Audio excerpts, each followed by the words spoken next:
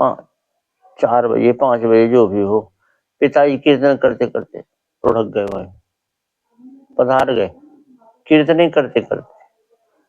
और थोड़ी देर में उनकी माता जी भी चली गई। हाँ, दोनों चले गए कीर्तन कर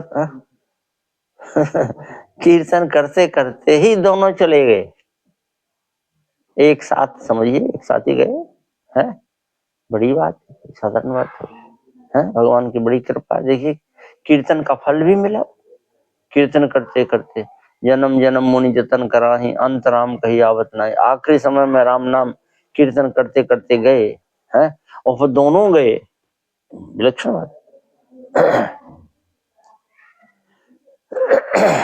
क्षेत्र है मिथिलांचल क्षेत्र, मिथिला का क्षेत्र है, कई जिला पड़ते हैं मिथिला क्षेत्र में ही, सीतामढ़ी और दरभंगा, मुजफ्फरपुर, समस्तीपुर और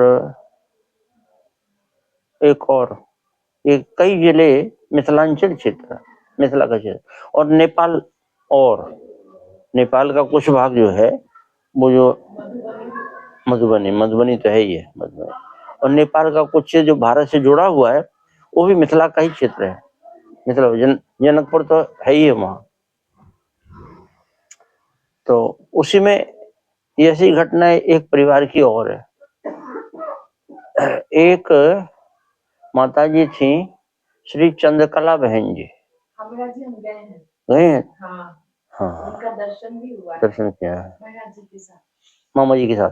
हाँ, ठीक ठीक ठीक ठीक ठीक है। तो वो बड़ी भक्ता थी, संतों में भाव, ऊपर बैठ जाइए। संतों भी बड़ा सरल, रहन सहन भी बड़ा खूब सरल। हाँ, और वो भी अभाव में कोई संपन्न नहीं थे कोई, अपने जो था उसी में भगवान की सेवा, संतों की सेवा, उत्सव प्रिय थी। उत्सव जो है कोई ना कोई जो ठान रहती थी कुछ ना कुछ करना। अयोध्या जी में उन्होंने 4 जगह गुरु अर्चा करवाई है। गुरु अर्चा, गुरु अर्चा माने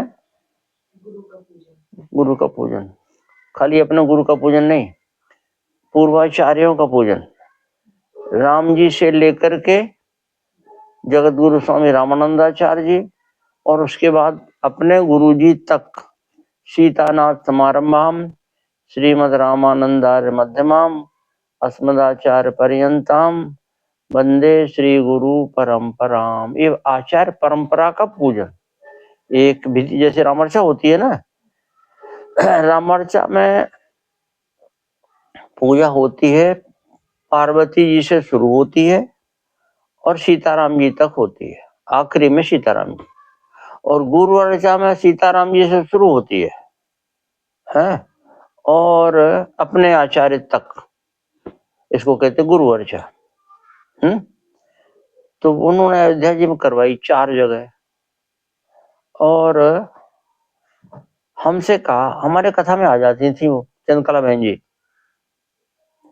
और समाज में उनकी अच्छी मान्यता थी।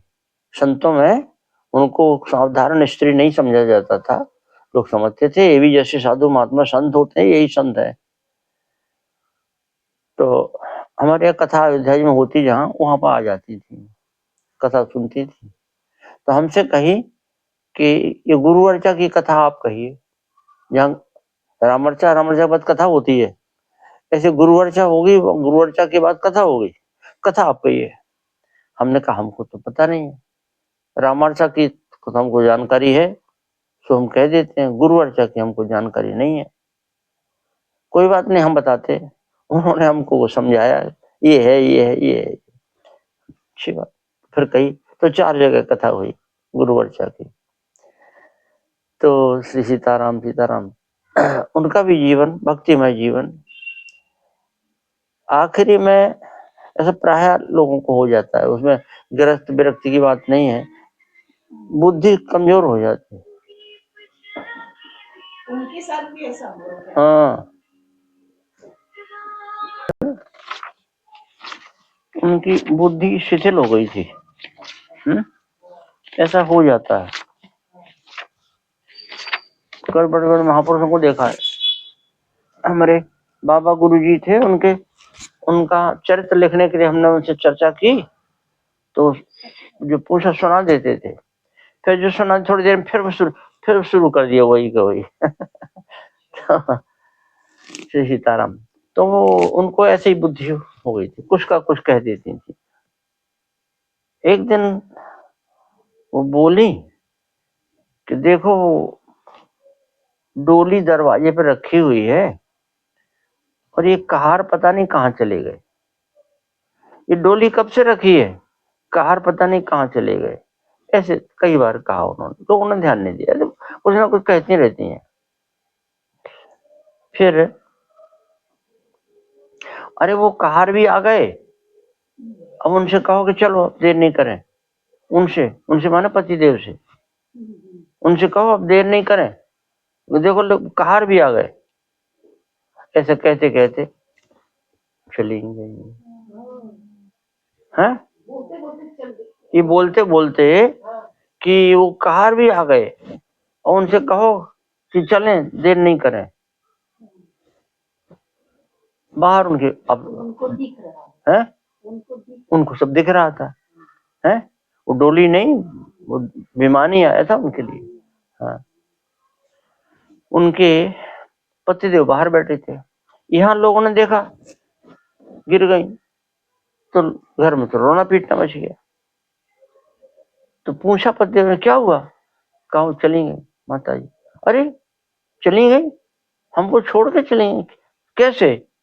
वो गिर पड़े। ये घटी हुई घटना है। तो ऐसे भी भगवान की कृपा होती है। भगवान के रास्ते पर चलो तो सही, भगवान खूब कृपा करते हैं, खूब निभाते हैं। अंत भला सो सब भला, आखिरी में जीवन सुधर गया तो इससे बढ़िया और क्या बात है। भगवान की कृपा होती है, आदमी को पता नहीं, हाँ महसूस नहीं कर पाता जी। ऐसी कथा भक्तमाल में भी है।